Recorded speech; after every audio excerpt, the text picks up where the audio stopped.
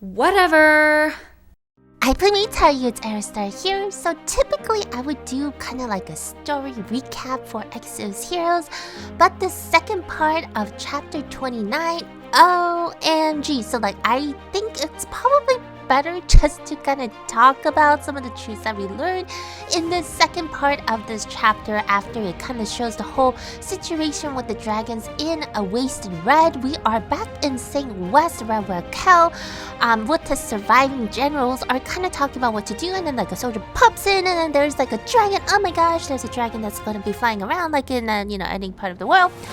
But then we have Athlon come in, the new general for St. West that we recently had in the game.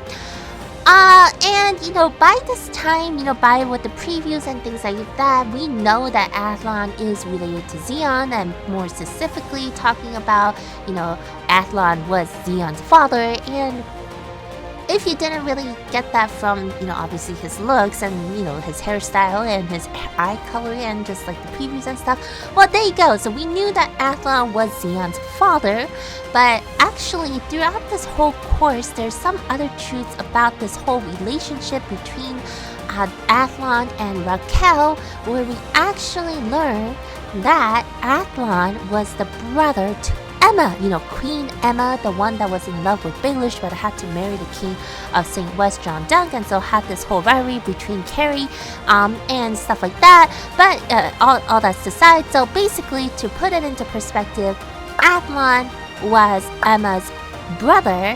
Emma, having had a Raquel with John Dunk, technically speaking, Zeon, well, not technically speaking, literally speaking, Raquel is Zeon's cousin. Through all of these, mysterious, well, not mysterious, but, hidden ties between the families and stuff like that, which kind of makes it a little bit more interesting, and at the same time, kind of, I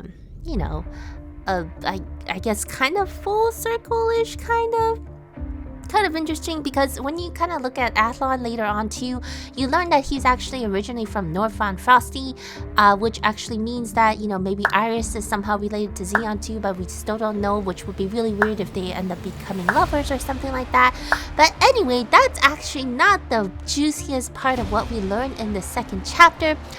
We learned that, Athlon himself, he has pretty much stored up this ancient power of Shufraken, who was using the power of the dragons in order to kind of put down the dragon in order to rescue Raquel throughout this entire chapter.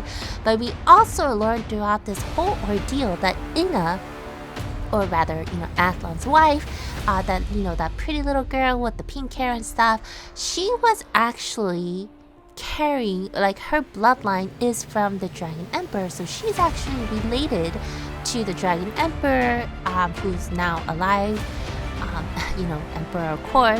And so basically that means that Zeon himself is a direct descendant of the Dragon Emperor. Ooh, so that is actually quite interesting. I mean, sure, we knew that he was kind of special from everything that's happened with the relics and, being able to talk to E2 and all that stuff. Faith is faith and etc., as we can see throughout this entire ordeal, through the multiple parallel universes and things like that. But so just in summary, so there's a lot of important truths that we learned here. So Athlon is Zeon's father and also the brother to Emma. Emma being the queen of St. West, so Zeon and Raquel are cousins. At the same time, we learn that Inna, who is Zeon's supposed mother and wife or lover of Athlon, who died in the attack has in the past with Zeon, when Zeon's mother and sister were killed, as we know in the beginning of the entire Exos Heroes Legacy, that Zeon is a direct descendant of the Dragon Emperor to his mother, who actually was, I guess, part of the whole Dragon clan. Yeah, so this actually puts quite a bit of interest into this whole situation, where, eventually probably or Core will find out that Zeon is somehow his descendant and maybe try to convert him back into being the whole dragon thing, come my grand descendant, rule the world with me or something like that. I don't know. So, or it might be just that, there's something special that we don't know more about that, him, Zeon being like the descendant of the Dragon Emperor, maybe in a different way so that he has the power to stop him or something or another. And then what happens also to Iris, right? Maybe Iris is also special because she has like this, controlling power that we saw in the previous chapters, and where she's able to like control like this mysterious power that Melissa was able to give her.